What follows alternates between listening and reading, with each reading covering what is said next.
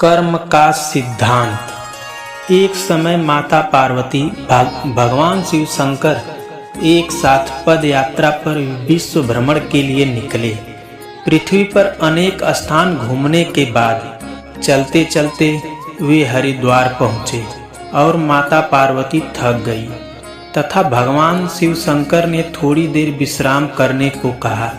भगवान शिव शंकर ने विश्राम करने के लिए एक पीपल के वृक्ष के नीचे बैठ गए।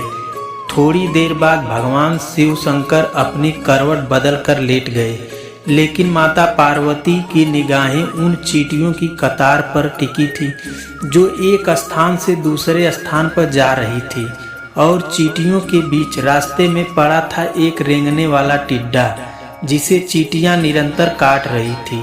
टिड्डा अपनी रक्षा करने में असमर्थ था क्योंकि चींटियां अनेक थी। टिड्डा अत्यधिक पीड़ा में था, वह अपनी रक्षा के लिए छटपटा रहा था। माता पार्वती यह दृश्य देखकर दुखी होने लगी। माता कैसे न कैसे उस टिड्डे की पीड़ा मिटाना चाहती थी, लेकिन खुद करने में असमर्थ थी। तो माता पार्वती ने टिड्डे को इस समस्या से निजात दिलाने के लिए भगवान शिव से प्रार्थना की। भगवान शिव ने जब खड़े होकर उस टिड्डे को देखा तो उन्होंने माता पार्वती को समझाया कि इस पर अपना ध्यान मत दो, यह किसी पीड़ा में नहीं अपितु अपने कर्मों का फल भोग रहा है। लेकिन माँ पार्वती अपने कोमल हृदय से इस कठोर और पीड़ादायक दृश्य को देखकर काफी दुखी थी। उन्होंने भगवान शिव से उस टिड्डे की पीड़ा मिटाने के लिए लगातार प्रार्थना की, लेकिन भगवान शिव भी उन्हें यही समझाते रहे कि इस पर ध्यान केंद्रित मत करो, यह अवश्य ही अपने कर्मों का फल भोग रहा है। भगवान शिव ने इस समस्या से छुटकारा पाने के लिए माता पार्वती को वहां से कहीं दूसरे स्थान पर चलने को कहा ताकि उनका ध्यान वहां से हट सके। लेकिन माता पार्वती ने भी हट कर रखी थी। वह बोली, जब तक इसकी पीड़ा नहीं मिटेगी मैं यहाँ से नहीं जाऊंगी। अब भगवान शिव की त्रिया हट के आगे मजबूर होकर उस टिड्डे की पीड़ा मिटानी पड़ी। भगवान शिव बोले, पार्वती ठीक है, मैं इसका कष्ट मिटा रहा हूँ, अगर बाद में कुछ गड़बड़ करे तो तुम मुझे दोष मत देना। माता पार्वती ने कहा, ठीक है महाराज, पहले आप इसका कष्ट मिटाएं।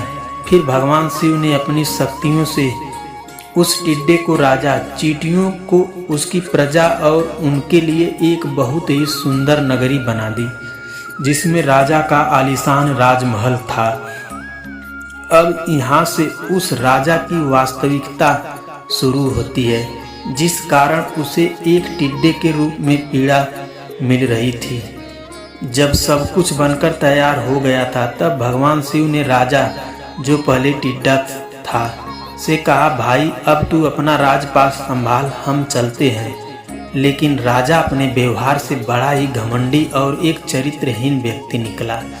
उसने माता पार्वती की सुंदरता पर मोहित होकर उनका हाथ पकड़ लिया और भगवान शिव का यह कहकर अपमान किया कि तू एक योगी वन वन भटकने वाला एक साधारण सा ब्राह्मण, भला तेरे साथ यह अति सुंदरी स्त्री कैसे रह सकती है?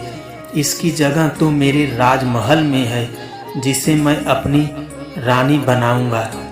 इतनी सुंदर स्त्री एक राजा की महारानी ही बन सकती है, ना कि एक साधारण से योगी की जिसे ना अपने आज का पता और ना कल का। अब मेरी बात सुन और यहाँ से चुपचाप चला जा, यह तो मेरी महारानी ही बनेगी। भगवान शिव ने राजा को बहुत समझाया, कोशिश की और बोले, यह मेरी पत्नी है, तू अपना राजपाट संभाल, तुझे हजारों रूपवती मिल जाएगी। भगवान शिव ने उसे खूब समझाने की कोशिश की, लेकिन राजा अपनी जिद पर अडिग रहा। तो भगवान शिव ने कहा, ठीक है राजा, तुम इसे अपनी रानी बना लो, मैं चलता हूँ। यह बात सुनते ही माता पार्वती भगवान शिव के चरणों में गिर गई और बोली, प्रभु स्वामी, आप मुझे इस दुविधा में छोड़कर कैसे जा सकते हैं? भगवान शिव बोले, हे पार्वती, मैंने तुम्हें पहले ही कहा था मैं इसका कष्ट मिटा दूंगा, लेकिन बाद में अगर यह कुछ गड़बड़ करता है तो तुम मुझे दोष मत देना।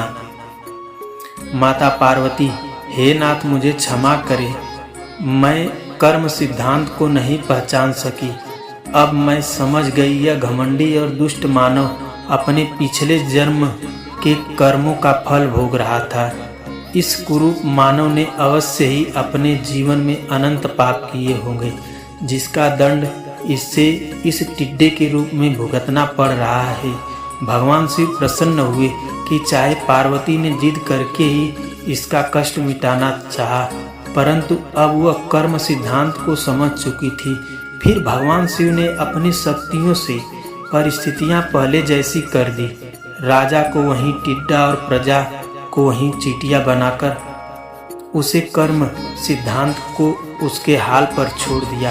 अब माता पार्वती भी खुशी खुशी भगवान शिव के साथ अपना भ्रमण पुनः प्रारंभ करने के लिए चल पड़ी। धन्यवाद दोस्तों, यह कहानी आपको कैसी लगी मुझे कमेंट करके ज़रूर बताना। मेरे चैनल को लाइक और सब्सक्राइब भी करिएगा। धन्यवाद दोस्तों।